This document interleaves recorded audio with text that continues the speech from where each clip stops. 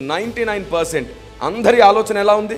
నేను డాక్టర్ చదవాలి, నేను ఇంజనీర్ చదవాలి, ఇలా మనకంటూ కొన్ని గురి పెట్టుకొని గోల్ పెట్టుకొని ఇందులో దేవుని చిత్తం ఏమిటని అడుగుతాం.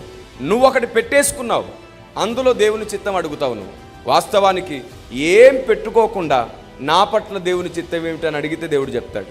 కానీ నువ్వు ఒకటి అనుకున్న తర్వాత దేవుడు ఏం చేస్తాడంటే నిన్ను డిసప్పాయింట్ కానివ్వడు.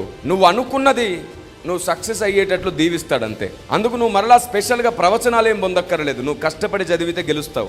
మూడు విషయాలు చెప్తాను. జ్ఞాపక శక్తి అడుగు, భయపడని, ధైర్యాన్ని వరముగా అడుగు, ఏ ప్రశ్న చూసినా చదివిన సమాధానం గుర్తుకొచ్చేటట్లు చేయమని అడుగు.